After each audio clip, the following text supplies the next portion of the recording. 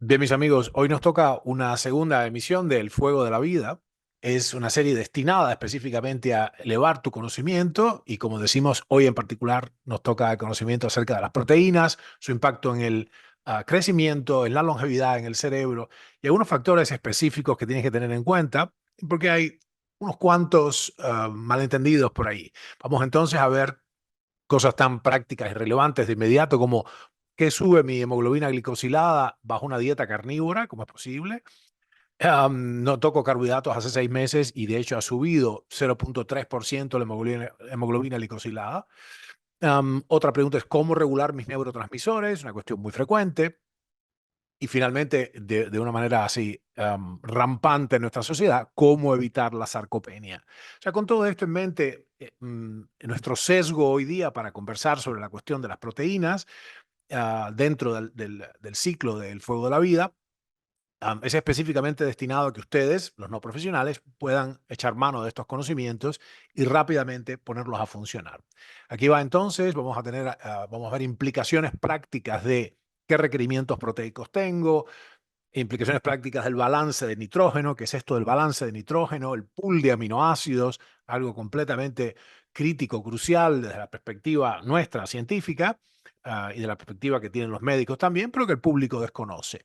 Hay que ver algunas cuestiones de optimización digestiva en relación con la narrativa general de las proteínas y los aminoácidos.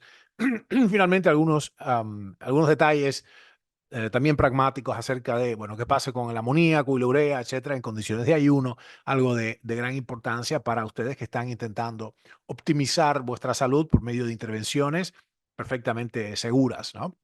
So, la primera declaración crítica en este aspecto es que la vida, esto que conocemos, la vida se sostiene por un flujo de electrones. ¿Ok?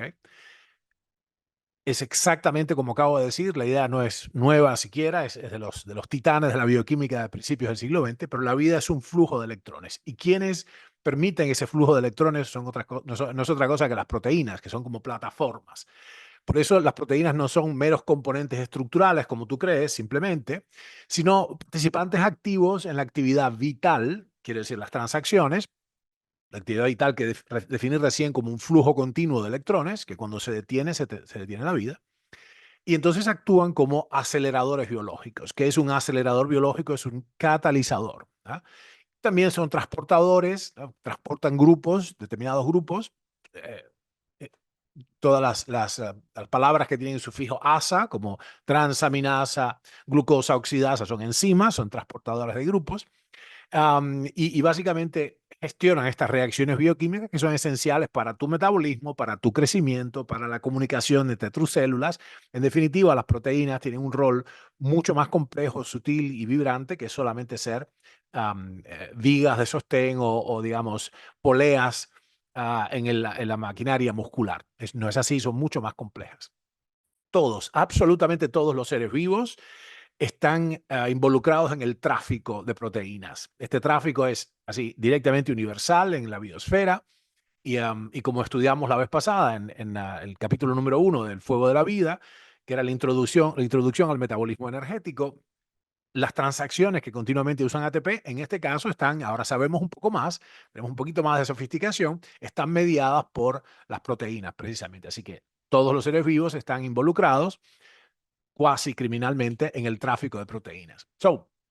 Estas particulares moléculas complejas, que tienen un peso molecular de más de 10.000 Dalton, son un edificio complejo, ¿no? Si un aminoácido fuera un ladrillo, del tamaño de un ladrillo, una proteína podría ser tan compleja y grande como un edificio de 10 pisos, 12 pisos, en relación a lo que es un aminoácido. Fíjate qué complejidad. Entonces, las proteínas estas rigen la transferencia de energía. Su capacidad, dice mi nota, su capacidad para facilitar el flujo de electrones sustenta los procesos vitales como la respiración celular, la contracción muscular, ahí sí, actina y miocina, y en definitiva son críticas para lo que los bioquímicos de principios del siglo XX llamaban el estado vivo, the living state. La diferencia entre un organismo vivo y un organismo que inmediatamente muere tiene las mismas sustancias. 2 segundos después de fallecer, ese organismo tiene las mismas materias. Sin embargo, el estado vivo tiene que ver con un flujo continuo de electrones. Eso es lo que los hindúes llaman prana o los griegos llamaban elan vital o los chinos llaman hoy día chi, ¿no? O sea, la energía, o ki en japonés, la energía vital. En suma, las proteínas son críticas para el estado vivo y permiten la interacción fluida, continua de las transacciones bioquímicas que sostienen la vida. ¿Está claro? Las proteínas no son nada más, no, son mucho más que lo que tú crees. ¿Qué hacemos con el misterio de la hemoglobina glicosilada? ¿Por qué carambolas me sube la hemoglobina glicosilada, como le pasa a muchos chicos y chicas que están haciendo todo lo que pueden por ponerse más magros, por no caer por la pendiente de las enfermedades metabólicas contemporáneas? Bueno, la cosa es esta. El entrenamiento en condiciones de balance negativo de nitrógeno, que definiremos un poquito más, produce un estado catabólico, es un estado neto catabólico, y el organismo se vira de inmediato a las proteínas estructurales y las desmantela. ¿Por qué esto es un problema? Bueno, en principio hay un problema directamente se desguazan las proteínas musculares. Esto es particularmente mediado por el cortisol y la adrenalina. Pero lo que debes saber es que ejercitarse bajo déficit calórico desmantela el tejido muscular. Y esto sube la hemoglobina glicosilada porque, como veremos en un minuto más, los aminoácidos, que son los ladrillitos que forman las proteínas que definimos recién como un edificio, virtualmente 18 de 20 aminoácidos tienen potencia glucogénica y el organismo los usa para eso, los usa para producir energía. Lo veremos en un minuto más. Si esto es muy excesivo, si esto es extremo, si este desmantelamiento de las proteínas estructurales del cuerpo continúa en el tiempo, se produce la llamada rhabdomiólisis, que lo tienen que ser los panatonistas o las personas con una caquexia extrema, etcétera, que se desintegra, en realidad, es lo que quiero decir, se desintegra el tejido muscular, incluso sale una orina de color marrón, la creatinfosfoquinasa sube a 2000, 3000. Bueno, hay indicadores precisos de que estamos consumiendo la materia del cuerpo. Bueno, fantástico. Ya saben que hay una cuestión acá, entonces ejercitarse en condiciones de déficit calórico, claramente catabólico, tiene un problema, desmantela el tejido muscular. Recuerda lo que dije de los 20 aminoácidos que forman proteínas, hay muchos más aminoácidos, pero los 20 fundamentales que forman las proteínas en nosotros, de ellos, solo dos son netamente cetogénicos. Solo dos aminoácidos son cetogénicos. El resto son, o directamente, como ves en la tabla, directamente glucogénicos, ¿sí? Anfóteros, por así decirlo, duales, como la isoleucina, la fenilalanina, el triptófano, la tirosina, que pueden ser glucogénicos o cetogénicos, y solamente la leucina y la lisina son estrictamente cetogénicos. Así que lo que pasa es que cuando tu cuerpo, desesperado por obtener energía, desmantela el tejido muscular, liberas a la sangre un montón de aminoácidos, 18 de los cuales corren a producir por la vía que puedan glucosa de manera rápida en el proceso conocido como síntesis de novo o gluconeogénesis. Y esto efectivamente tiene el impacto de subir la glicosilación proteica. Let that sink in. Deja que se asiente eso. ¿Ok? Estamos claros, ¿no? En este cuadro que te pongo acá a disposición, puedes ver que hay del pool de aminoácidos. El pool de aminoácidos, un pool es una piscina, es una especie de estanque. Esto es una formulación teórica, es un constructo, pero piénsalo así, en tu organismo hay una palangana llena de aminoácidos disponibles. Imagínate como si fuera un cajón enorme lleno de piezas de Legos, sueltitas, ninguna suelta, ninguna atada con otra, múltiples Legos de diferentes colores y formas, prestos a formar una cosa más grande, a polimerizarse. Entonces son los monómeros de las proteínas. ¿Estamos claros? Los aminoácidos.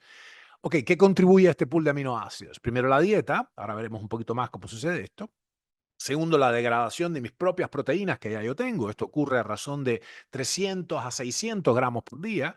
El individuo promedio, vamos a decir, si existiera tal cosa, otra vez, el individuo promedio es una formulación estadística, digamos, en unos 400 gramos diarios de proteínas en un adulto medianamente formado corpulento, quiero decir, que se degradan cada día. Y finalmente hay un porcentaje de síntesis de nuevo de aminoácidos también, o simplemente una síntesis de aminoácidos. Qué sé yo, por ejemplo, si tengo glutamato y le sumo un amonio, entonces de pronto tengo glutamina, o al revés, y así. Si tengo alfa-cetoglutarato, bueno, en fin, se pueden construir aminoácidos, los no esenciales se pueden construir en el cuerpo. Ok. Tengo entonces el pool de aminoácidos. Ingresan aminoácidos a la dieta, ingresan aminoácidos que regurgito de mis propias proteínas, que estoy desmantelando continuamente, reciclándolas. Y entonces esos aminoácidos tienen dos rumbos posibles. Uno es la síntesis de proteína. Actually, tres. Hay también digamos, una ruta que es la síntesis de compuestos no nitrogenados, pero dejémoslo por ahí ahora. Es fundamentalmente síntesis de proteína, o sea, tu cacharro de aminoácidos, tus legos, forman proteínas nuevas, forman proteínas estructurales y funcionales. Esto es más o menos el 75%, tres cuartas partes de los aminoácidos tienen ese rol, pero hay una parte importante que se dedica a la producción de energía, mis amigos, por eso es. Y entonces ahí está con el amonio o el NH3, ¿no? El ion amonio es NH4, NH3 el amoníaco, y el ciclo de la urea. Por eso es imprescindible mover nitrógeno en el cuerpo. am, y un poco el rol, bueno, el rol de la glutamina es precisamente eso, transportar, atar al amoníaco, que es muy tóxico para los tejidos animales. No hace falta que se aprendan esto, simplemente saber que el cuerpo usa activamente tu pool de aminoácidos para producir energía, básicamente con los alfa-cetoácidos. Y se puede ir a fabricar glucosa directamente, se conoce como el ciclo de Cori, la alanina, etcétera, o cetonas. Así que aquí está la explicación. Esto es la razón también por la cual excretamos urea. Vamos a ver las implicaciones prácticas de inmediato. Fíjate en este cuadro, después si estás viendo esto por social media, después ven a buscar, si estás suscrito a nosotros, te va a llegar en el newsletter el video completo con las imágenes y todo, pero lo que tienen que saber, que todos estos aminoácidos que se acaban de dispersar, porque se desmantelaron tus proteínas estructurales, corren a servir al propósito del cuerpo, inmediatamente produciendo energía. ¿Ok? Y entonces producen directamente glucosa y cetonas también, pero mucha glucosa, y esto es responsable de ese misterioso ascenso de la glicosilación proteica que se expresa en la hemoglobina glicosilada, ya sabes, la A1C, A1C, y que nadie sabe explicar. Bueno, ya te lo explicó el tío Ernesto, esto lo hemos visto en mi laboratorio, lo descubrimos intuitivamente, lo testeamos como hipótesis, oh, era eso. Bueno, también es la razón, fíjate que la excreción de urea, am, delata que está habiendo un desmantelamiento proteico. En estado de ayuno profundo, mi laboratorio ha testeado extensamente en la orina colectada, la orina de 24 horas, que cuando la persona está en un ayuno profundo, pero en quietud, o sea, absolutamente sin comer muchos días, pero en plena quietud, perfecta quietud, preserva el tejido muscular. ¿Cómo nos dimos cuenta? Porque solo excreta, la excreción de urea disminuye mucho. Excreta un poco de amoníaco, pero no urea. En cambio, cuando te pones a hacer ejercicios durante el ayuno, destruyes, desmantelas, desguazas, como si fuera un desguazadero de autos, tus tejidos estructurales, tus proteínas estructurales para producir energía. So, don't do it, you're going to hurt yourself. Bueno, ¿cuáles son los requerimientos proteicos entonces? ¿Cuáles son los requerimientos proteicos? Acá hay toda una discusión que sí, que no, los veganos, los carnosos, todo el mundo. Bueno, el asunto es este, no se puede explicar con con una simple frase, porque es que tenemos requerimientos muy distintos en función de la edad, el sexo, qué nos está pasando, etcétera, ¿no? Entonces, en este caso, la primera de las cuestiones a saber es que en la degradación enzimática de los alimentos, que lo vimos ahorita, o lo mencionamos ahorita, lo que se produce de todo lo que yo como, de los polisacáridos, por ejemplo, que si yo, el almidón de una papa, las grasas más complejas y las proteínas que me acabo de comer, lo que salen son los monómeros, los ladrillitos, los elementos formes, monosacáridos, ácidos grasos y aminoácidos. Eso lo establecimos recientemente en la conferencia pasada de introducción al metabolismo energético. En nuestro laboratorio hemos establecido también estos requerimientos y se conoce en el mundo de los bioterios, las personas que tienen, hay lineamientos específicos de cómo se sostiene eficazmente una población animal o vegetal. Eso está resuelto, se sabe cuáles son los requerimientos proteicos, aminoácidos, grasos, energéticos, etcétera, de diferentes especies. Para estar cubiertos, asumiendo que la población que me escucha acá tiene más de 45 años, intereses de preservar su masa muscular y que sabe que va a durar unas cuantas décadas más y que se van a incrementar estas necesidades, necesitarás no menos de 2 gramos de proteína, y aquí viene el asunto, biodisponible por cada kilo de peso corporal. Se puede pasar con mucho menos, por cierto, dependiendo de qué circunstancia tengas. No es lo mismo estar convaleciente de una operación, o haber sufrido una quemadura, o haber tenido un sangramiento profuso, o haber pasado una brutal neumonía o internación, etcétera, de 15 días internado, am, que no. Entonces, pero es importante acá, la palabra operacional la clave es biodisponible. Dice, bueno, ok, necesito 2 gramos de proteína por kilo de peso 92 kilos, voy a comer un medio cubo de lentejas porque ahí se supone, cuando miro la tablita, que tiene la cantidad de aminoácidos o de proteínas que no es lo mismo porque la utilización hoy rebasa lo que podemos explicar acá, quizás después puedo argumentarlo un poco más, yo necesito una herramienta visual para esto, que es que el aprovechamiento que nuestro organismo hace de las diferentes proteínas de diferentes fuentes, animal y vegetal, es muy diferente, sencillamente como si fueran los Legos, porque la composición de esas proteínas, lo que se llama la secuencia primaria de aminoácidos, es diferente. Así que tienen mucho excedente. Las proteínas vegetales producen mucho excedente de aminoácidos no empleables en nuestra estructura particular y todo eso adivina dónde va. Al ciclo de Cori, el ciclo de la alanina, piruvato, lo que dijimos ahorita, y tiene un efecto glucogénico. Así que no hay una duda ahí. Hay una razón por la cual una inmensa cantidad de la población hindú tienen obesidad y diabetes y todo esto, porque viven comiendo, bueno, vegetales, que no es posible sostenerlo para nuestra especie. No con éxito, por lo menos, multigeneracional. Ya ven lo que pasa. So, no es que les falte, ellos toman mucha leche, toman lácteos, tienen ingresos, incluso huevos también. Tienen ingresos los hinduistas, no son los hindúes, ¿no? Tienen ingresos de proteína animal, sin dudas. So, etapas digestivas. Mírale un segundito esto que está acá, porque las etapas digestivas, que en el fondo, para que lo veas, etapas digestivas de la proteína imagínate un tubo largo, no es largo, pero digamos, no es un tubo, es enrevesado así. Pero imagínate el tracto digestivo como un túnel largo que en diferentes segmentos procesa las proteínas de modo diferente, guiado por un gradiente de pH. Entonces va haciéndose de más ácido a menos ácido, se va subiendo el pH para hacer diferentes cuestiones con los alimentos. Entonces, en el tramo bucal hay masticación, se tritura el alimento para aumentar la superficie de intercambio a la degradación enzimática. En el tramo gástrico se producen otras cuestiones, gastrina, ácido clorhídrico, pepsina, etcétera. Ya en el tramo intestinal se expone ese líquido alimentario, ¿se acuerdan del kilo y el quimo? Se expone a, bueno, tripsina, quimiotripsina, lactasa, carbopeptidasas, etcétera, etcétera, etcétera. Y finalmente las enzimas entéricas, ya más abajo, aminopeptidasas y las tripeptidasas y la enteroquinasa terminan de resolver, de cortar, son tijeras enzimáticas que separan las proteínas, es como si demolieras un edificio y entonces después hay una brigada que saca las puertas, las cosas que se pueden, las vigas que son, digamos, rescatables y ciertos elementos de utilidad de la construcción anterior. Entonces, desensamblas un edificio en medio de la digestión y te quedas con los elementos formes, ¿cómo se llama? Los monómeros técnicamente, ¿no? La proteína, recuerda, es un polímero, es un conjunto de monómeros, ¿no? Por ejemplo, una perla es un monómero y un collar de perlas es un polímero de perlas. ¿Se entiende? Good. Bueno, importante repercusión práctica. Con la edad, esto que vimos recién, es una descripción genérica. La razón es que con la edad tu capacidad digestiva va a declinar inexorablemente. ¿Eh? Tu capacidad digestiva va a declinar inexorablemente. Por lo cual, sugiero acá activamente, como ves en la foto, que tomes el alimento de la manera en que acá lo expongo, que es un modo de cocción, un modo de presentación específicamente favorable para la digestión.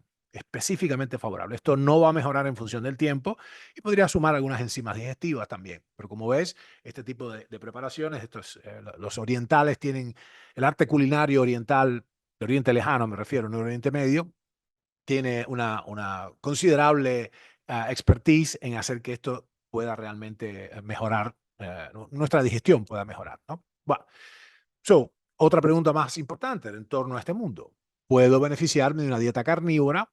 Bueno, hay que ver ¿a qué te refieres? Porque hay una deformación semántica, hay un error semántico en cómo se aborda esto. ¿Qué demonios es una dieta carnívora? ¿Qué quiere decir?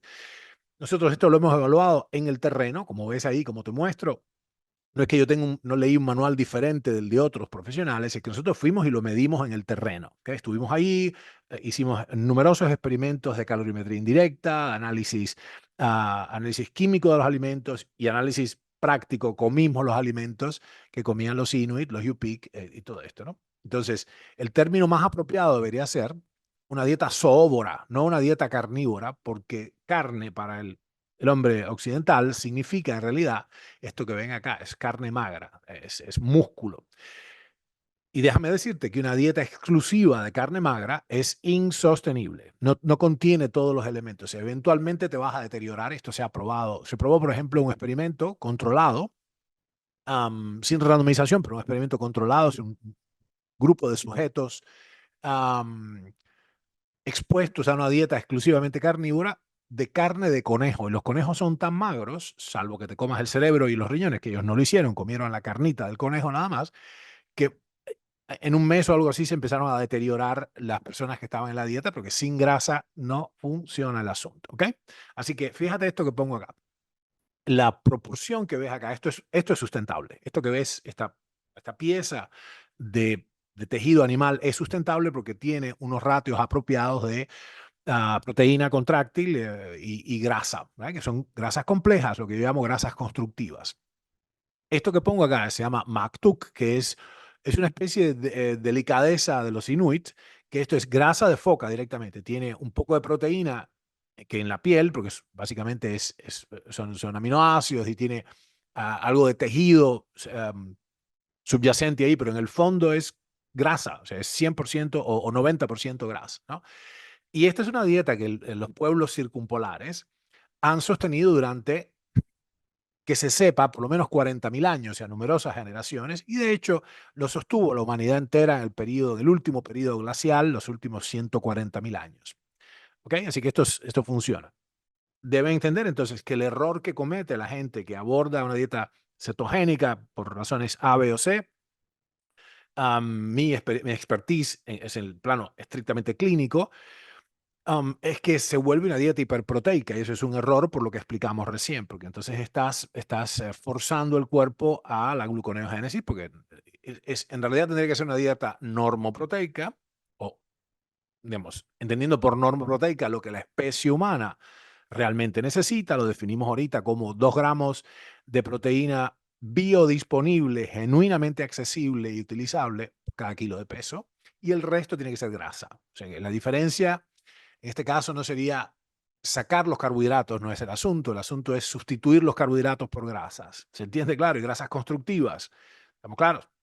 Bueno, el otro grave problema, no sé si respondí lo que decíamos antes, ya sí, no es sostenida, no es sostenible, sustentable, sino es grasas, incluso vamos a definirlo un rato más, por lo menos un tercio de la materia alimentaria tiene que ser grasa y 2 tercios las otras partes que estás comiendo, ¿no? Que básicamente otras proteínas. La sarcopenia, otro feroz problema que involucra sensiblemente a las proteínas, su tráfico, su síntesis, su mantenimiento, es el coco, este es el ogro. La sarcopenia es un problema, es un rasgo central del deterioro funcional, metabólico, motor, cerebral, etcétera, acaecido con la edad. ¿Estamos claros? O sea, la sarcopenia es un rasgo central de la senescencia. ¡Auch! Recordarás de nuestra conversación pasada, de la iniciación al metabolismo energético, que hay 2 grandes vertientes en el metabolismo, en el océano de reacciones químicas que nos mantienen con vida. Una vertiente es una vertiente constructiva, anabólica, y una vertiente es una vertiente energética, o sea, catabólica, cuyo rol es producir energía. ¿Entiendes? Anabolismo construye, catabolismo genera energía, genera fuerza. Y en el medio de eso, lo que acopla ambas vertientes son precisamente las reacciones acopladas y está justamente el ATP y el ADP y el fosfato inorgánico y todo esto. Si tienes dudas, si no estabas, mira la conferencia anterior. Ok. So, aquí el asunto es que en este contexto de lo que decimos de la sarcopenia, entendiendo el anabolismo como síntesis reductiva y el catabolismo como degradaciones oxidativas, tengo que entender que con la madurez, con la madurez nos sobreviene un predominio catabólico. La madurez biológica no asegura que seamos viejos, no asegura que seamos imbéciles también, me da culpa. La madurez tiene que ver con un predominio catabólico. ¿Estamos claros? Entonces, acá el asunto es, si lo miras, sacar una foto de esto, por favor. Obviamente estoy saltando muchos pasos y decidiendo concentrarme en un aspecto específico, pero es la conferencia de hoy, pero es la madurez equivale a un predominio catabólico, cuya expresión final, por supuesto, es el rigor mortis. ¿Tiene sentido? El rigor mortis. Ahí va. Entonces, como estudiamos antes, el ciclo de Krebs y todas estas transacciones maravillosas, esta rueda de molino que produce metabolitos para todos lados, intermediarios metabólicos para todas partes, en función de las necesidades, declina toda esta capacidad con la edad y muy en particular se deteriora entonces la capacidad de generar proteínas funcionales. Tanto, lo que te muestro arriba, tanto desde el punto de vista estrictamente celular funcional, es decir, el ciclo de Krebs, la cadena transportadora de electrones, la reparación interna, etcétera, como desde el punto de vista estructural. Necesitas, por tanto, son 4 puntos, en ejercicio pesado al fallo, hasta el final, el fallo quiere decir la última no puedes, esencialmente el último gesto de la última repetición del ejercicio falla, ¿ok? Si te interesa, después hay una conversación que tuvimos con mi compadre Alex Jiménez y mira acerca de todo esto, acerca del fallo muscular y todo, como técnica. Restauración hormonal, una amplia provisión proteica, como la definí unos minutos atrás, y la adecuada grasa constructiva. Vamos otra vez. Ejercicio pesado al fallo, restauración hormonal, amplia provisión proteica y adecuada grasa constructiva. Recuerda una vez más que la definición de adecuada provisión proteica es digamos, el elemento crucial es la biodisponibilidad. No todas las proteínas son iguales en su secuencia primaria. Esto se llama la organización, son niveles de organización estructural de las proteínas. La estructura primaria es una secuencia, como una especie de collar de perlas de aminoácidos, valina, isoleucina, prolina, ácido glutámico, que en función de cuáles son y cuáles no son, se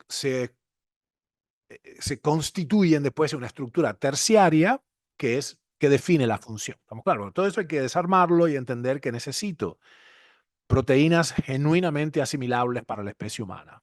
¿Right? No quiero entrar en discusiones, please, ni siquiera es un debate, déjense de boberas. Otro punto más importante que habíamos dicho al principio, necesitamos entender que uno de los destinos del pool de aminoácidos que describimos al inicio, uno de los destinos es la construcción de neurotransmisores, o sea, mensajeros químicos cerebrales. ¡Auch! Voy a referirme a 3 específicamente acá: acetilcolina, dopamina y glutamato. Glutamato, by the way, bueno, por supuesto, también el ácido gamma-aminobutírico tiene su base también en PABA, ácido paraminobenzoico. Bueno, y otras cosas, ¿no? Hay muchas, digamos, hay muchas sustancias que damos por sentado que están ahí, que funcionan. En realidad, todas tienen un origen nutricional. Todas, absolutamente todas. Bueno, entonces, refiriéndonos a estos, vamos a limitar nuestro análisis a los 3 neurotransmisores que describí: acetilcolina, dopamina y glutamato. Sus orígenes son, ¿estás atento? Ahí va. Colina más B5 produce acetilcolina. Fenilalanina, fen, más piridoxina, o sea, B6, produce dopamina. Y ácido glutámico produce glutamato directamente. El glutamato es el aminoácido excitatorio por antonomasia en el cerebro. Que dice que fíjense qué importancia crucial tiene. ¿Qué nos pasa con la edad también? Otra cariño, otra caricia de la edad. Nuestra capacidad para armar neurotransmisores declina con la edad. Entonces nos vamos parkinsonizando, nos vamos dementizando, etc. De hecho, hay un fenómeno descrito que nuestro laboratorio hizo algunas experiencias y comunicaciones más de 20 años atrás, 20 y pico años atrás, que es el autocanibalismo neuronal. Ay. Significa que cuando nuestro sistema nervioso central declina en su capacidad de armar acetilcolina, en particular por déficit de la dieta, cuando las personas mayores ya tienen una dieta pobre, y con la muy infame mal guiados por los cardiólogos que a su vez estaban mal instruidos. Tengo varios amigos cardiólogos, esto me va a costar por lo menos una cena, le voy a tener que pagar. Comen, por ejemplo, que si yo, omelette de claras, una tortilla con clara de huevo nada más, y las yemas se las ahorran. Bueno, la yema tiene colina, entonces es un disparate. Anyways, el autocanibalismo neuronal consiste en que nuestro sistema nervioso, nuestras neuronas, en ausencia de suficiente colina para producir el neurotransmisor, el mensajero químico cerebral llamado acetilcolina, ¿saben qué hace? Desmantela las membranas de la propia neurona. Es por eso se llama autocanibalismo neuronal, porque uno de los fosfolípidos de membrana es fosfatidilcolina. Bueno, Así que esto es una de las muchas razones para darle mucha colina a tu cerebro. Colina B5 produce acetilcolina. PEN B6 produce dopamina y el ácido glutámico produce glutamato. Ojo que esto es un aminoácido excitatorio. Si se pasan de rosca van a saltar como una cabra cafeinada. So, ¿qué necesitamos así desesperadamente? ¿En qué situaciones necesitamos un balance nitrogenado positivo? Los niños, las embarazadas, las lactantes, los atletas que están en desgaste y los pacientes, las personas que tienen cirugía, las personas que tienen síndrome de inmunodeficiencia adquirida, ya el síndrome clínico, caquexia, etcétera, ¿no? Vamos a tener acá. Bueno, en este sentido queda muy claro que necesitamos un balance nitrogenado positivo, y que no nos puede faltar en ese cacharro, en esa palangana de aminoácidos que describimos al inicio, proveniente de las fuentes que describí, la dieta, el recambio proteico, etcétera, la degradación proteica, y de la cual emergen un montón de materias primas, no nos puede faltar de ninguna manera. Tenemos que estar sobreabundantes. Eso quiere decir un balance nitrogenado positivo, sobreabundantes de aminoácidos. Ok, ¿en qué situaciones se produce lo contrario? ¿En qué situaciones se produce lamentablemente un balance nitrogenado negativo? Bueno, aquí lo tenemos. Las personas, los ancianos, o sea, en la edad declinamos, bajo estrés emocional o estrés quirúrgico, las personas con insuficiencia renal, en estados de desnutrición calórico-proteica, los inválidos postrados, por cualquier razón, en un proceso febril sostenido, severo, en la diabetes no controlada, que ahí se pervierte todo el ciclo, básicamente las dietas carenciales, la dieta de la luna, la dieta de la chambelona, la dieta de la aspirina, de este rollo, y en el ayuno absoluto. El ayuno absoluto, del cual nuestro laboratorio ha hecho tremendos avances y muchísimas observaciones. Cuando digo muchísimas observaciones, hemos hecho más de 250.000 observaciones, bastante más, de 250.000 observaciones individuales, más de una decena de miles de individuos humanos, en diferentes condiciones, ¿no? Quiere decir que en el ayuno absoluto se produce un balance negativo de nitrógeno y esto es un requerimiento para que se dispare la autofagia. Implica también que vas a estar en estado catabólico, lo cual es un mal necesario. Más de esto en el programa. Bien, entonces tenemos acá varias, voy a hacer para resumir y pasar a conversar un poquito más, de acuerdo con vuestras preguntas. Ahora vamos a hacer un pequeño resumen de lo visto, ¿no? Son cinco cosas concretas. Una de ellas, crecimiento y reparación requieren un balance positivo de nitrógeno. ¿Estamos claros? Crecimiento y reparación requieren un balance positivo de nitrógeno. Punto. Segundo, una dieta carnívora, como ustedes llaman, requiere por lo menos un tercio de grasa, si no 2 tercios, o mitad y mitad. Una dieta carnívora, que sí realmente puede resolver muchísimos problemas de salud, y en algunas personas no es sustentable, requiere, para que se entienda bien, no es proteína magra, de ninguna manera. Requiere por lo menos un tercio de grasa, si no 2 tercios o la mitad. 3, en la madurez debes combinar pesas, proteína y TRT. TRT es terapia de reemplazo de testosterona. Tienes que, si no es imposible dar las señales, el contexto endocrino adecuado para que se produzca lo que estás buscando. O sea, declinarás inexorablemente si no. 4, puedes subir tus neurotransmisores con sus aminoácidos precursores, como lo describí ahorita, si sabes lo que estás haciendo.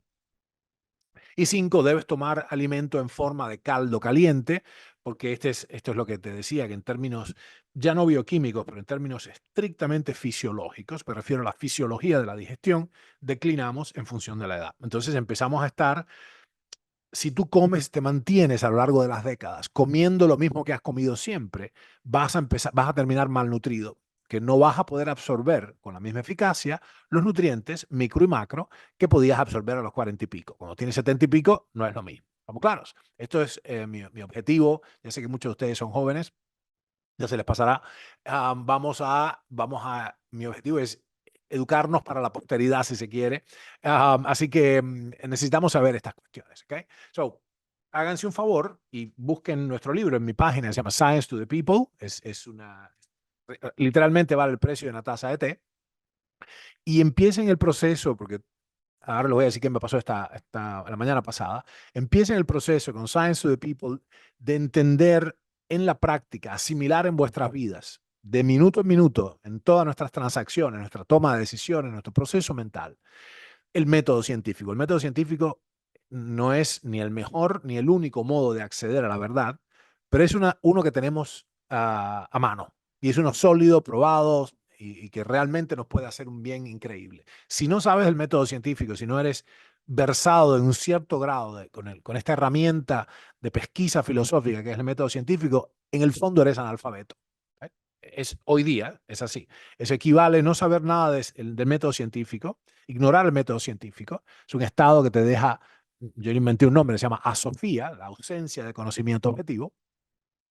Te deja en un estado parecido al de una persona a principios del siglo XX que era analfabeta. Yo conocí varias personas analfabetas, por casualidad, muy buenas personas, excelentes personas, incluso uno de ellos sumamente inteligente.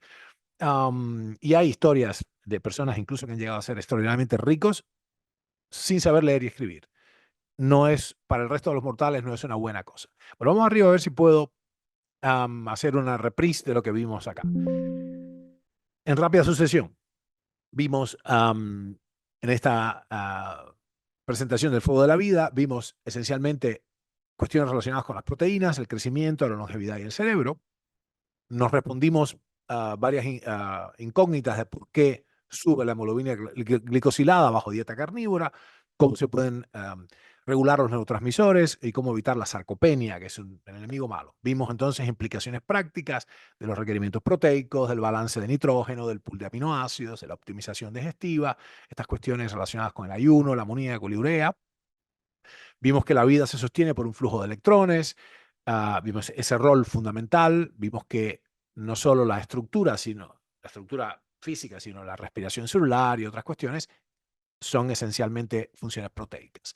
Entendimos por qué entonces ejercitarse bajo déficit calórico produce justamente un desmantelamiento del tejido muscular que incluso llega a la rhabdomiolisis con las claves que describí, la proteína la CPK elevada y la orina marrón, etc. Vimos que 18 aminoácidos de los 20 que forman proteínas tienen potencia glucogénica, salvo apenas 2 que son netamente cetogénicos, y vimos que en la descripción del pool de aminoácidos hay un 25% de utilización en condiciones inapropiadas, o sea, en condiciones de falta de ingreso de energía, un 25% de los aminoácidos va a formar glucosa directamente, razón por la cual se explica ese fenómeno. Bueno, hablamos de los requerimientos proteicos, vimos que es necesario que sea biodisponible, que esto está descrito en nuestro grupo por múltiples especies, esto es hecho conocido, y que la clave está en términos de describir cuáles son mis requerimientos proteicos, tiene que decirse que requerimientos proteicos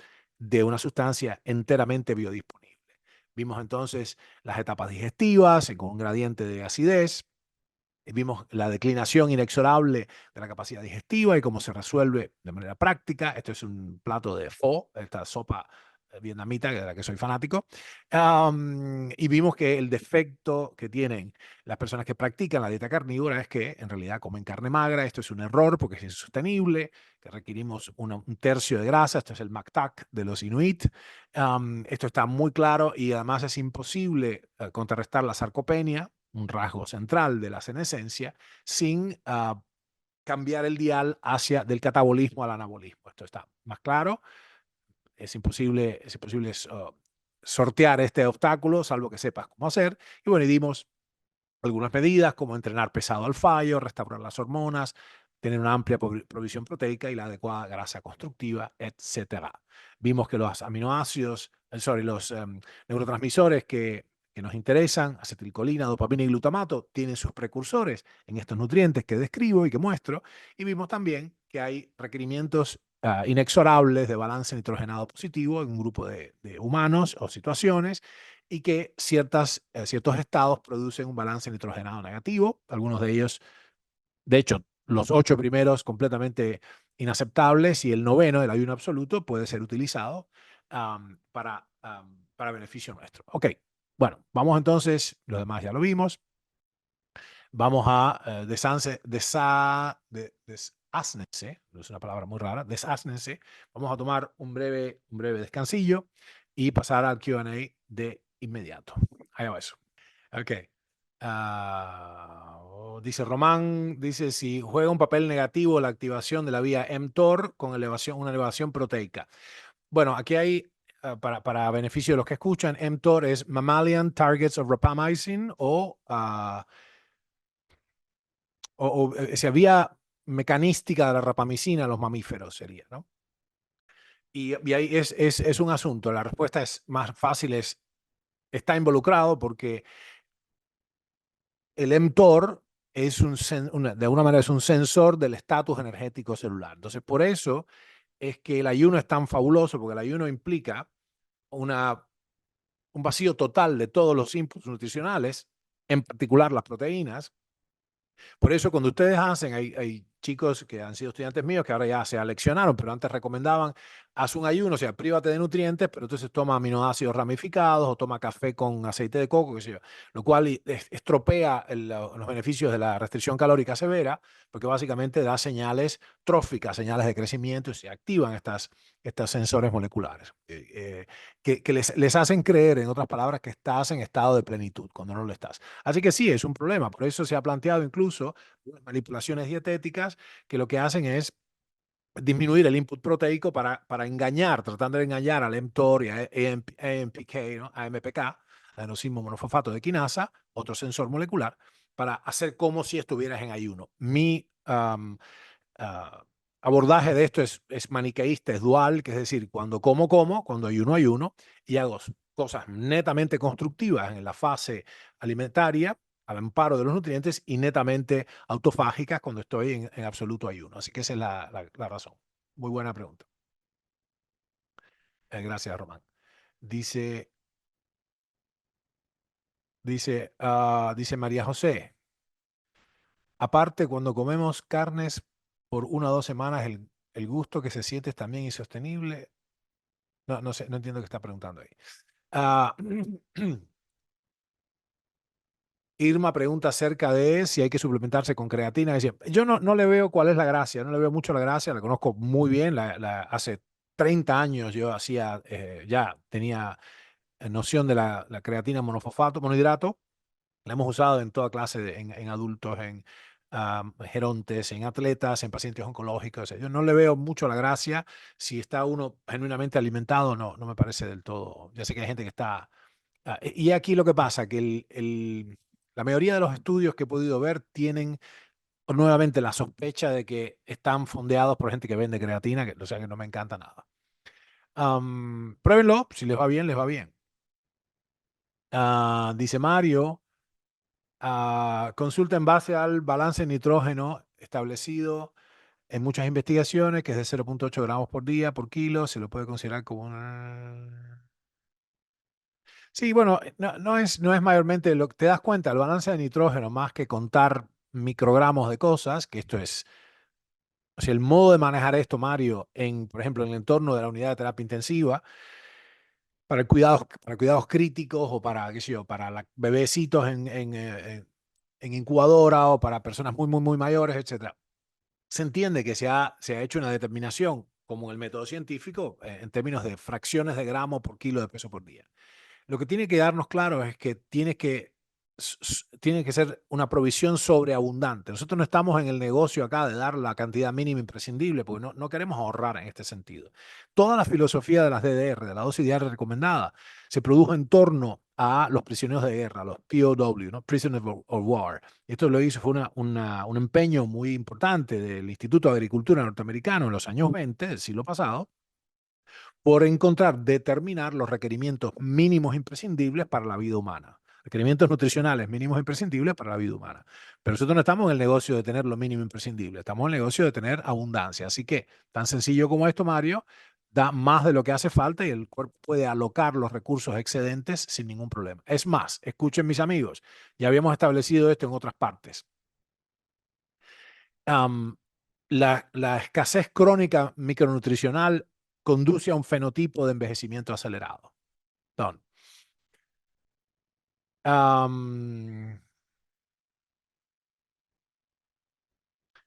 dice, además, pregunta James, si la proteína animal es superior a la vegetal en los estudios poblacionales más serios, no se correlaciona con longevidad ni con menor enfermedad crónica. Los estudios, esos son estudios ridículos, donde es imposible establecer claramente los estudios nutricionales, no sé si la gente lo sabe, pero se basan en unos cuestionarios Si usted, yo te pregunto ahora, vamos a hacer este pequeño ejercicio, no lo postees ni nada. ¿Qué comiste antes de ayer? Todas las comidas. ¿Y qué comiste el miércoles anterior? ¿Qué comiste el miércoles anterior? ¿Y qué comiste el miércoles anterior? O sea, la gente no tiene la más remota idea realmente de qué come, además fantasea acerca de lo que come y no come. Esto es muy establecido. Pero por otra parte, lo que define, estamos mezclando correlación, no es causación, James, me extraña. Como ya sabes por otros estudios que sé que has visto, si no, mira nuestros videos sobre el mito de las zonas azules y otras cuestiones, lo que explica la longevidad de algunas zonas, el modesto incremento de la longevidad en algunas regiones geográficas es en realidad una cuestión sociohistórica, que es que esa gente pasó mucha hambre, evitó la conscripción militar y pasó mucha hambre en la guerra del 14, en la guerra en la crisis del 29, en la guerra del 40, en la crisis de los misiles, etcétera. ¿Ok? Es la guerra civil. Eso es lo que explica. Dice Andrea. Dice, ¿por qué siguen aconsejando hacer dieta cetogénica de 48 horas los médicos si ya sabemos que eso no es verdad y no funciona? No sé qué es eso que mandan los médicos. No lo sé, Andrea, discúlpame. No sé en qué consiste esa práctica. No tengo la menor idea. Y lo que creo que hay que hacer es entender mejor el efecto, la sustentabilidad a largo plazo de las prácticas alimentarias. Y como siempre me ha parecido, y lo he dicho públicamente muchas veces, es medio tonto ponerse a pelear la guerra de las dietas. Tenemos varias comunicaciones, puedes buscarlo, la guerra de las dietas se llama. Es medio tonto ni siquiera dedicarle mucho tiempo a una práctica alimentaria que no haya probado ser sustentable para la especie humana de la siguiente manera, que sostenga multigeneracionalmente, múltiples generaciones, 10, 20, 30 generaciones, la fuerza, la inteligencia y la fertilidad. O sea, si no te sostiene desde el punto de vista de la capacidad de gestión, si no te sostiene desde el punto de vista cognitivo, si no se sostiene desde el punto de vista de la fertilidad, esa práctica, bueno, no sirve. De hecho, las prácticas alimentarias inadecuadas de algunos grupos que se sostuvieron en el tiempo por razones, qué sé yo, de aislamiento geográfico, condujeron a la extinción de esos grupos. Lo que quiero decir es que las dietas que están ya validadas por múltiples generaciones son las dietas que sirven. Todo lo demás es cuento de camino. Dice Bastián, ¿qué tal? ¿Te parece que el consumo proteico y la activación de mTOR realmente es un aspecto a considerar con respecto al envejecimiento? No, es lo que dijimos, pero lo que una y otra vez en biogerontología vemos, que todas las discusiones se terminan y son como esas discusiones teológicas de cuántos ángeles caben en la punta de un alfiler, aquellas discusiones ridículas del medioevo, ¿no? Es muy concreto, la única intervención replicable, demostrada, indiscutida para prolongar sustancialmente la vida en todas las especies probadas a la fecha es la restricción calórica severa. Eso implica sacar todo, todo, todo, todo. Irma dice, ¿se recomienda combinar proteínas con carbohidratos almidonados en la misma ingesta de alimentos? No sé, Irma, ¿quién recomienda eso? ¿No? De hecho, la recomendación contraria em, se llama trofología, es no mezclar las cosas, no mezclar las cosas. Dice Bazán, si comes mucha carne te va a subir la urea, dice la gente. Gente inflamada que come mal. Ciencia para la gente, gracias. Sí, está clarísimo, no es cierto. El ácido úrico, querrás decir, me parece que Bazán se está refiriendo al ácido úrico. El ácido úrico es digamos, la hiperuricemia, es un trastorno esencialmente producido por una suerte de falla en el metabolismo de los ácidos nucleicos, no de las proteínas, de los ácidos nucleicos. Está perfecto. El asunto es que eso tiene que ver con un exceso de azúcares, en realidad, porque los azúcares desplazan a los nutrientes, desplazan o secuestran los nutrientes hidrosolubles y eso produce hiperuricemia, polineuropatía, etcétera. Vamos otra vez, agusen la oreja. Lo que producen los problemas de qué sé yo, la gota y el deterioro microvascular, la polineuropatía diabética, es el exceso de azúcares que bloquea y o secuestra los nutrientes hidrosolubles, toda la vitamina del complejo B, la vitamina C, etc. ¿Okay? Así que nada de eso, está más que resuelto eso hace mucho. Um, hay culturas enteras animalívoras, zoovoras, como digo yo. Um, Dice Mónica, ¿Dirías que el aporte de aminoácidos esenciales y la producción de ATP mitocondrial tiene el mismo peso en la prevención de la sarcopenia? Uno condiciona el... No, no, no. La función mitocondrial, no sé si se entiende bien el problema acá. La función mitocondrial, simplemente la creación, es la transferencia de poder. O sea,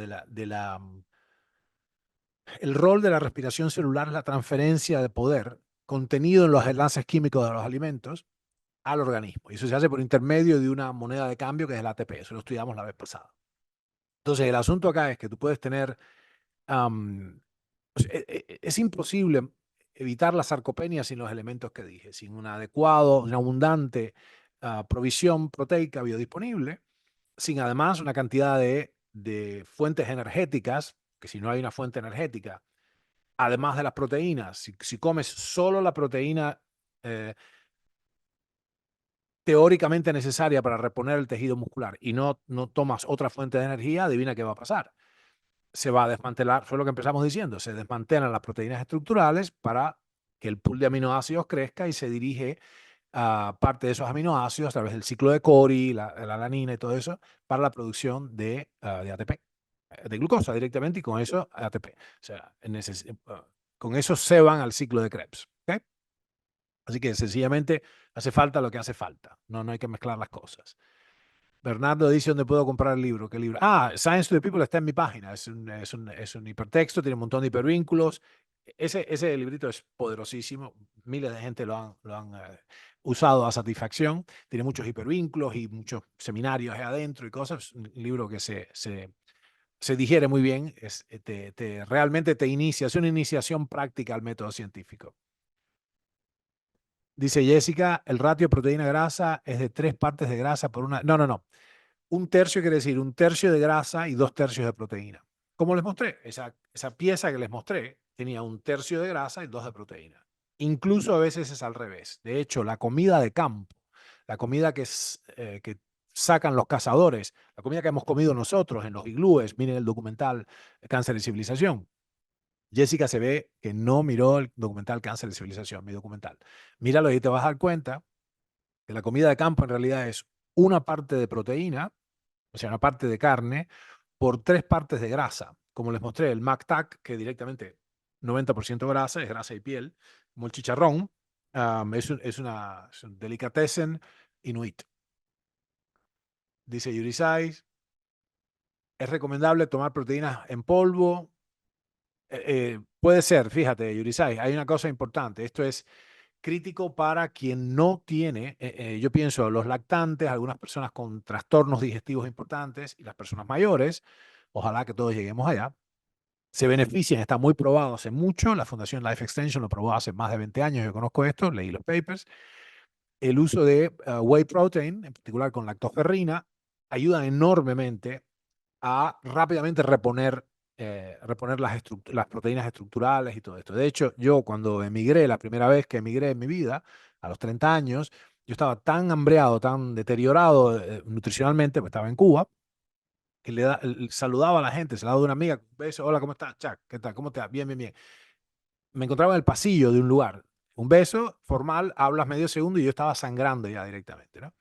O sea que tenía muchos problemas. Eso solo se me resolvió tomando whey protein con lactoferrina. Y después ya, cuando levanté, pude, bueno, tener acceso a mejores alimentos, arreglar un montón de problemas que tenía. ¿Okay? Luis Padrón dice, ¿es cierto que tu cuerpo para de sintetizar tu propia...? No, no. So, Luis, ¿qué tal, Luis? Luis se refiere a que el uso de reposición hormonal externa produce una retroinhibición glandular. Eso solo es cierto cuando se usan cantidades brutales y ese no es el sentido de la restauración fisiológica, como creo que ya sabías. Me parecía que ya lo sabías, pero si no, ya te lo digo.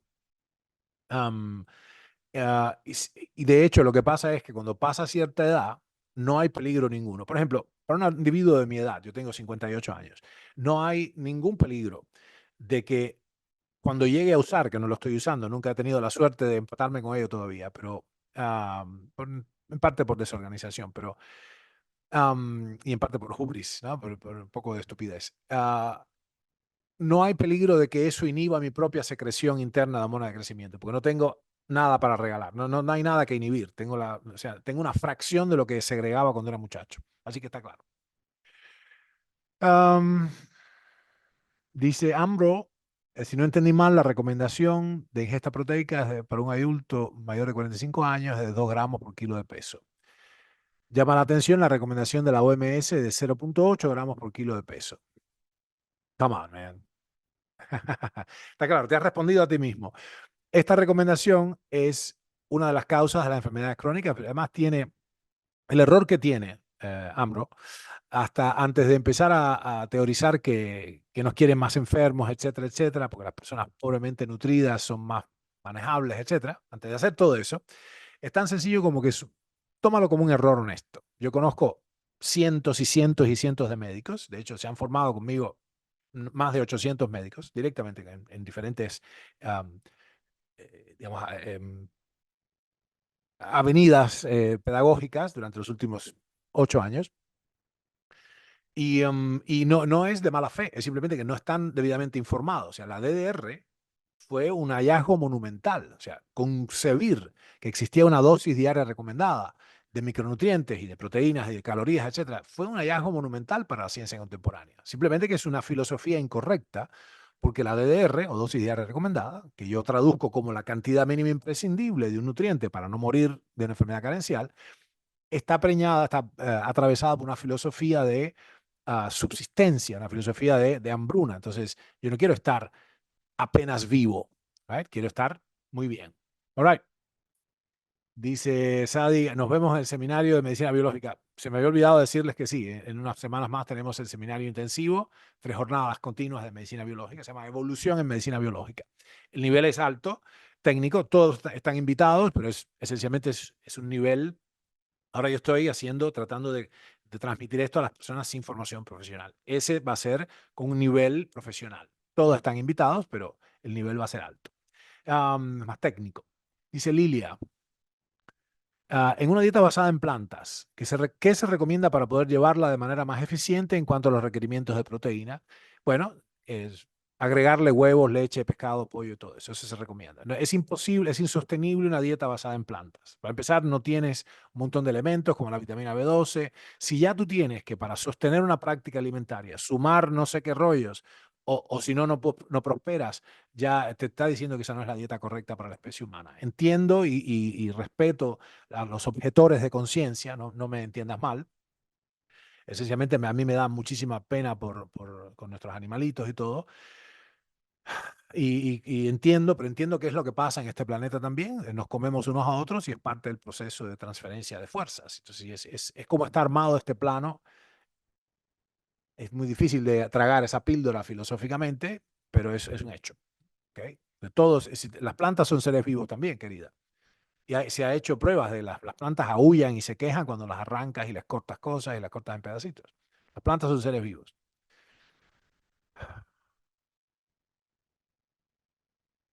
Dice Juan José, desde los 60 con deporte asociado, ¿qué deberíamos suplementarnos con acetilcolina? No entiendo la pregunta, Juan José, disculpe, me tienes que construirla un poco mejor. Ricardo pregunta si orinar con espuma guarda relación con dieta carnívora. Un signo, cuando hay mucha espuma, es un signo de proteinuria, pero esto no tiene que ver con la dieta carnívora, tiene que ver con simplemente una disfunción renal. Es en algunos casos de nefrosis aguda. De hecho, la cura consiste en suspender completamente las proteínas, sostener el nivel del organismo con unas calorías adecuadas en grasa y carbohidratos para que no haya desmantelamiento proteico, sino la proteinuria no cesa, y con eso se saca adelante al paciente. Eso se hace durante un segmento. De hecho, para los profesionales presentes, hay una anécdota interesante en los años, principios de los 60, Linus Pauling, Carl Linus Pauling, 2 veces premio Nobel, el padre de la medicina ortomolecular, tuvo nefrosis y su clínico, su médico de cabecera, médico de esa familia, lo curó con una dieta aproteica durante unos meses, ¿no? Aproteica, unas semanas de hecho. Y salió ahí medio cachuzo, estuvo un par de años para recuperarse después, pero él recordó eso entonces, y esta intervención de hipoproteica tenía lo mínimo minimorum. Es medio que imposible, salvo que comas solamente azúcar, no comer digamos, si comes vegetales complejos, algunos aminoácidos hay, así que no es aproteica, sino hiperproteica. Y eso permitió un reposo al riñón y se curó. Y esto es una de las cuestiones que incidió en Linus Pauling en entender, espérate un minuto. Entonces yo puedo, variando las concentraciones de las moléculas normalmente presentes en el medio interno, modificar sustancialmente el funcionamiento del cuerpo. Eso es exactamente la tesis fundamental de la medicina ortomolecular. ¿Okay? Variar las concentraciones de las moléculas normalmente presentes en el medio interno permite modificar el estado del cuerpo. Dice Norma, tengo 57 años, menopáusica y solo tengo acceso a la carne de supermercado. ¿Me sirve? No entiendo bien qué cosa es la carne de supermercado, a qué te refieres, pero yo me refería no así, no a la práctica agropecuaria. Puede ser que tenga, qué sé yo, rastros de antibióticos, tenga metabolitos terminales de pesticidas, etcétera. Pero lo que tienes que entender es que necesitas cortes magros, cortes grasos, no magros. Yo me referí simplemente a la ratio de grasa a carne. ¿Okay? Así que sí te sirve. Por ejemplo, si te entiendo bien, una de las más obvias maneras de hacer esto bien es buscar lo que nadie busca. Por ejemplo, riñón, hígado, seso, papada, otras cosas que la gente no quiere, es decir, mollejas, etcétera, que son comidas de altísimo valor nutricional, pero que son muy baratas porque nadie las quiere mucho. El caracú pelado, por ejemplo, lo que creo que creo reconocer que en tu región, el sur de América, llaman caracú pelado, que es el hueso largo, que es que lo botan. Los carniceros se lo dan al severo. Entonces ustedes le piden, hey, quiero hueso, vale, centavos, le das unos cortes transversales y tienes básicamente una sopa de tuétanos, ¿no? Eso es altamente, altamente nutricional. Dice Ivonne, cuando el, cuando el alumno está listo, el maestro aparece. Estoy tratando de estar listo hace 40 años. He tenido una enorme suerte de tener grandes maestros que, francamente, inmerecidos.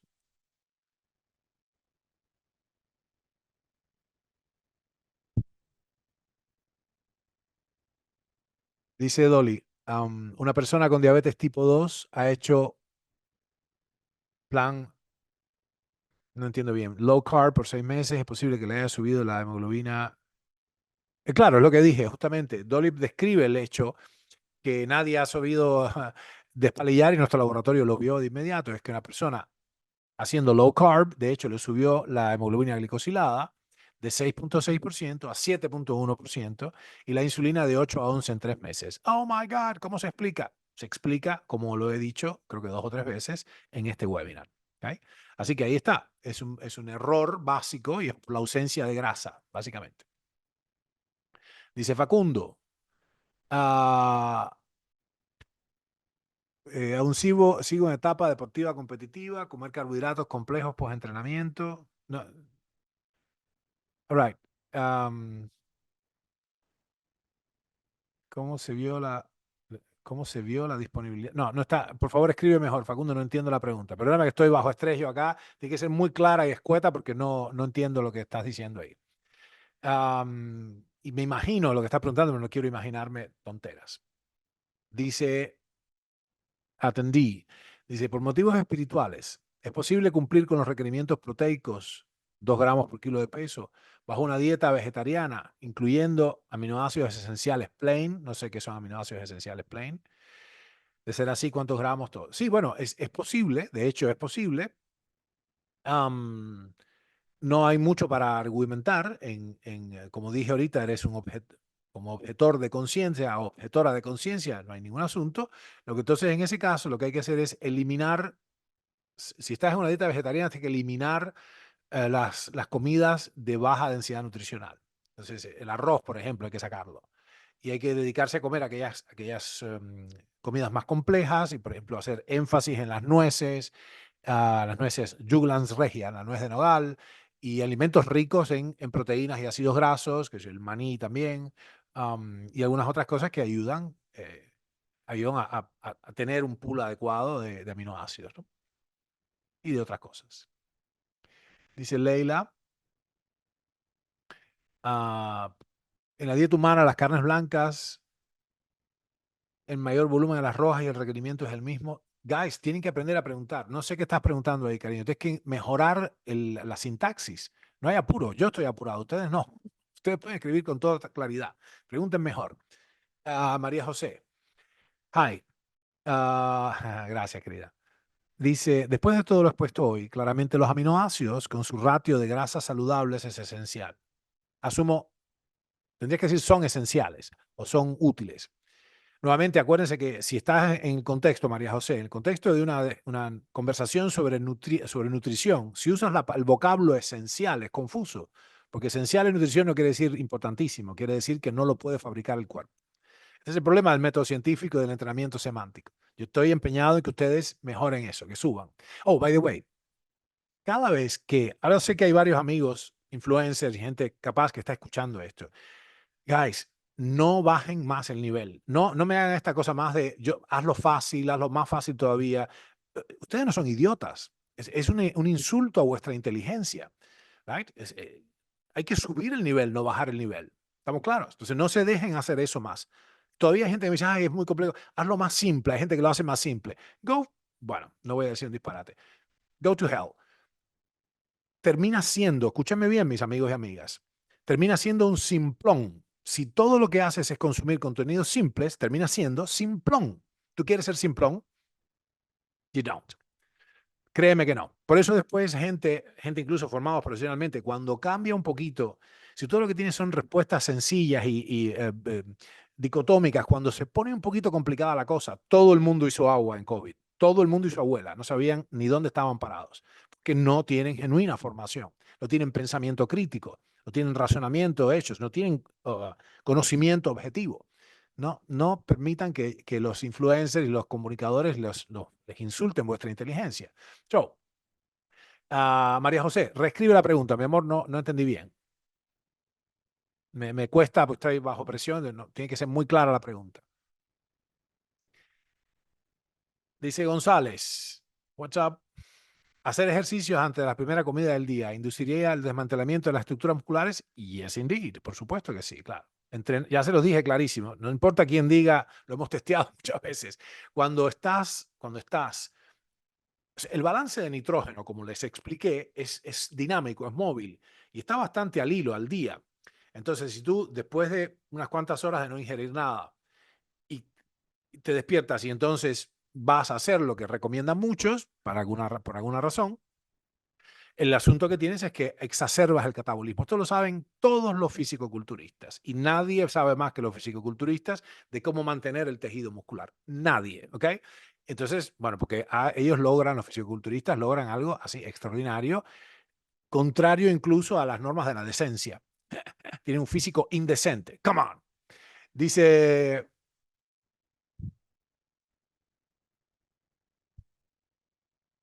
dice Iván, sobre lo que dices de la proporción de grasa en una dieta carnívora. En ese escenario hay que realizar mucha actividad física, si no se van acumulando las grasas. No entendieron. Una cosa es, esto es importante, una cosa es el aporte calórico contra, eso es una cuestión contable, pero no, es una simplificación, pero ténganme paciencia. Los organismos vivientes, un poco la tesis misma del fuego de la vida, the fire of life, que es el principio de la bioenergética, es que nosotros tenemos un cierto gasto, un expendio energético, ¿no? Por eso empezamos en la primera conferencia sobre introducción al metabolismo energético. Yo tengo un cierto ingreso. Lo que estoy diciendo acá, Iván, es que en dos prácticas isocalóricas, tú tienes dos platos de comida isocalóricos, es decir, que contienen el mismo potencial energético para el cuerpo, pero uno básicamente es carne magra y otro es carne y grasa. El de la grasa, el cuerpo agradece más esa segunda parte porque usa la grasa para propósitos, qué sé yo, operacionales, energéticos, y la proteína para propósitos estructurales, sintéticos, etc. En el otro usa solo lo que tiene, que es proteína. Parte de la proteína para hacer estructura y parte para producir energía. Y el modo en que se produce esa energía, que es a través del ciclo de Cori, el ciclo de la alanina y todo esto, esencialmente implica que tienes un montón de aminoácidos glucogénicos dando vueltas y eso sube, es lo que sube la insulinemia, es lo que sube la hemoglobina glicosilada. Are we clear? Pero en ningún caso dije comer más. no es comer más, es comer mejor, es cambiar el ratio de los macros, no la cantidad, no el aporte calórico. ¿Get it? Dice Elva, la medicina greco-árabe sugiere escoger alimentos basados en temperamentos, sanguíneo, flemático y colérico. Te falta uno, son 4 temperamentos, sanguíneo, flemático, colérico y melancólico. Elba, le estás ladrando al árbol equivocado. I am an expert on that shit. Acabo de avanzar por primera vez en años en el libro de historia de la medicina que se llama La Espiral Infinita. ¿Hasta qué punto es correcta esta afirmación? No, la teoría de los humores está completamente ya digamos, desprovista de valía desde hace por lo menos 150 años. Next. So, dice Duarte, por lo explicado, interpreto que una alimentación vegetariana va a llevar inexorablemente a la rhabdomiolisis. No, tampoco dije eso. No. La rhabdomiolisis es específicamente en contexto de un profundo desbalance del pool de aminoácidos, es decir, de un balance negativo de nitrógeno realmente pronunciado y sostenido. Entonces el cuerpo, cuando ya no tiene más fuentes energéticas, echa mano de lo que tiene, y lo que tiene son las proteínas estructurales. Esto le pasa a los maratonistas, por ejemplo. Eso no implica que la dieta tú puedes tener, de hecho, lo expliqué. En la India ves una inmensa cantidad de gente que comen las comidas todos con los tridoshas, todo lo que ustedes quieran, las comidas bien hechas, que si el ghee, que si entonces la pita bread, todo este rollo, y 3/4 partes de la población tienen obesidad y prediabetes. ¿Okay? Y no hay rhabdomiolisis. Lo que hay es gordisis. All right, good. Dice Max. Max pregunta sobre Hashimoto y qué sé yo, eso no es lo que estamos tratando ahora. Guys, los que son nuevos acá, en nuestro sistema, y es tomarlo o dejarlo, hacemos preguntas on point, o sea, sobre el tema que estamos hablando hoy, sucintas, porque no tengo capacidad suficiente para leer un párrafo, y además bien construidas. Entonces, esto no vamos a resolverlo hoy. Gustavo dice cómo mejorar la absorción proteica de los alimentos con lo que les mostré. Fíjate arriba, quizás llegaste tarde, pasamos 2 veces por el mismo contenido, que es, hay ciertos modos de cocción y preparación que garantizan, lo tienes en el webinar, después te lo voy a mandar, que garantizan esto como, qué sé yo, el modo en que los orientales lejanos construyen sus platos. Y la otra cosa es también, hay una declinación, como mostré el cuadro de los pasos de transformación de la comida, que es esencialmente enzimática, la parte de las enzimas pancreáticas, las enzimas entéricas, miren el cuadro que les di después. Esencialmente se pueden usar enzimas digestivas. La primera cosa es bajar el pH digestivo, o sea, la dispepsia y la hipocloridria, que es una cosa que tremenda. La gente todo el tiempo está tomando antiácidos, tienen que resolverlo de otra manera, porque puede durante un momento ser útil, pero después el ácido es imprescindible para la función del estómago. Inicia el proceso ahí. Entonces tienes hipocloridia, un problema, falta de enzimas correctas digestivas, y después tienes otro digamos, escalón más, que es que tienes una suerte de pereza intestinal, ¿no? Entonces, bueno, con todo eso hay que resolverlo por la vía que te dije. Comer caliente, crudo, caliente, cocido, blando, es decir, en caldos, y tomar todas las enzimas necesarias para paliar eso. Dice Luis, ¿recomiendas alguna app para hacer tracking de macros y así contratar cierta? No hace falta nada. Eso es muy sencillo. Los Inuit lo han hecho durante milenios. Simplemente no coman carne magra, guys. Es muy sencillo. No coman carne magra. Easy peasy. Coman todas las partes, ¿no? Si tú fíjate, si quieren saber, sobre todo Luis que está en the States, the US of A, si tú quieres saber la ratio adecuada, agarra un tomahawk, ¿viste? Tomahawk, que es ese medallón con el hueso así. Ese tiene la ratio apropiada de grasa a carne, a fibra muscular. Boom, es mitad casi. Dice Josune, ¿qué cantidad de colina por día es necesaria para formar acetilcolina? Probablemente necesitas algo así como entre 4 y 8 yemas de huevo, por múltiples razones. Eso es un equivalente. Mira después qué cantidad de colina hay ahí, ¿no? Está la cuestión de la biodisponibilidad también. ¿Y cuánta vitamina B5 hace falta? Bueno, hace falta unos 100 miligramos de B5 por cada gramo de colina. There you go. Recuerden que esto no es naturismo. Nosotros vamos a declinar. Si es naturopáticamente, declinamos. Norbert dice si sería correcto suplementarse con colina y B5 para personas mayores de 50. Oh, sí, por supuesto.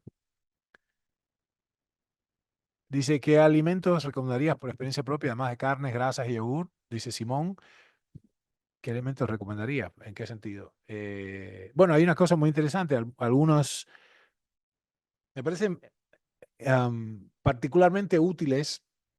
El chucrut, por ejemplo, el sauerkraut, me parece extraordinario. En general, los alimentos fermentados de este tipo, no encurtidos, que es diferente, fermentados. Y hay unos frijolitos que son extraordinarios. Se llama heitou. Heitou es como un frijol negro fermentado que tienen los chinos, muy interesantes. Esas son cosas raras. También las ciruelas umeboshi, esos tres. Umeboshi, sauerkraut, heitou. Comidas raras. Gracias. Bueno, un par de preguntas más. José pregunta si le tomar aminoácidos. Sí, sí, está muy bien, está perfecto. Ya habíamos establecido que por muchas razones tomar suplementos, los suplementos no tendrían que estar en sustitución de la comida correcta.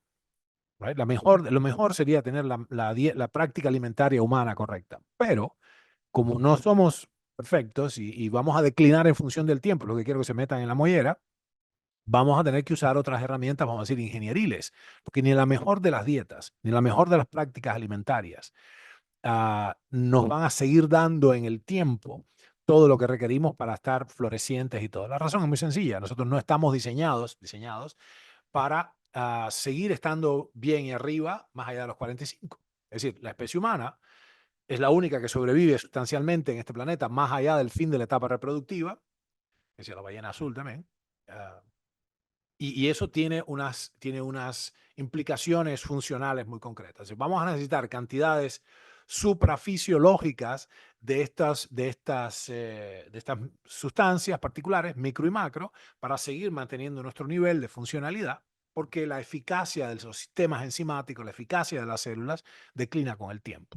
Case in point, la coenzima Q10 es completamente no esencial hasta una época en que se vuelve ya, si estás muy apretado, muy apretada, estresado biológicamente y psíquicamente, se vuelve condicionalmente esencial y pasado cierto tiempo, cierta edad, se vuelve esencial porque ya declina nuestra capacidad de síntesis. La coenzima Q10 se sintetiza en el espesor de la membrana interna de las mitocondrias y esto declina de manera obvia con la edad. Así que ahí tienes un ejemplo de un nutriente o un metabolito interno de importancia. La coenzima Q10 es un transportador de electrones de la cadena respiratoria mitocondrial, que al principio no es requerido, no es esencial en el sentido que se puede fabricar internamente, después se vuelve condicionalmente esencial y después condenadamente esencial. On that happy note, mis amigos y amigas, gracias por la atención. Nos vamos viendo. Estudien.